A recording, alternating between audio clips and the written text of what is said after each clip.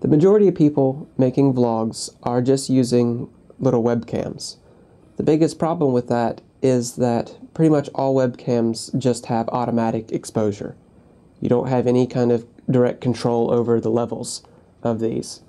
So a lot of people have trouble with getting their scene lit correctly.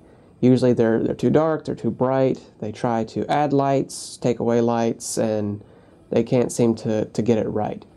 The main reason for this is most people don't understand how the exposure is calculated with a camera. So I'll try and give you a quick breakdown of that.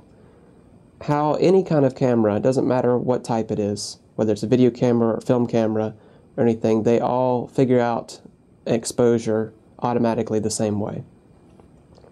First, the camera will take the scene that it's looking at, and it looks at it in black and white. Colors don't really enter into your exposure level. It's just about the brightness of the different tones. So it says, okay, here's an average scene, here's all the different tones in it. Now we're going to mix all the different tones together and see what we get. Now the camera figures that in most scenes, if you put all the different tones together, it's just going to be a medium gray. This is called 18% gray. Now if it takes all the tones in the scene, mixes them together, and it's darker than 18% gray, then it's going to brighten the exposure up. Vice versa. If it puts all of them together and it's lighter than 18% gray, it's going to darken it down to where it would meet that. So to illustrate this, I have my lovely assistant here, Lana. And behind her right now we just have a fairly neutral colored background. It's kind of a neutral blue as far as the tone goes. And so the lighting is looking pretty good. This is just on automatic exposure. I have my camera right now on automatic. Now if we bring a black backdrop back behind her, you see what happens. The camera says, hey, this is much darker than 18% gray now, so we need to brighten everything up. And so that overexposes the subject. Now vice versa, if you bring a white backdrop down, the camera says, hey, this is much brighter than 18% gray, so we need to darken everything down. And so your subject is underexposed. And the same goes with anything that's in the shot, not just the background itself.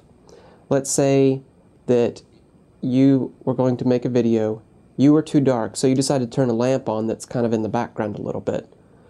Well, not a whole lot of that light is going to be hitting you directly, but the light's in the shot, and so the camera sees this really bright point of light, and it figures that into everything else. And what happens?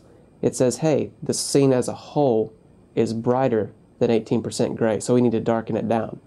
So by turning on a light, you might actually make yourself darker.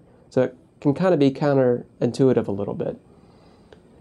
So if you can change your background usually, and try to get a more neutral colored background can help.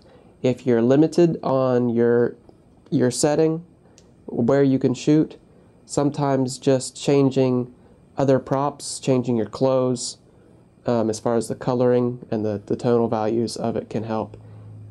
If you have really, let's say you have dark skin, you have black skin, the light may tend to overexpose your skin, so you might want to wear a white shirt, and that can help balance everything out to keep everything in that middle gray when it's all mixed together. Same if you have really bright skin, it might help to wear darker clothes.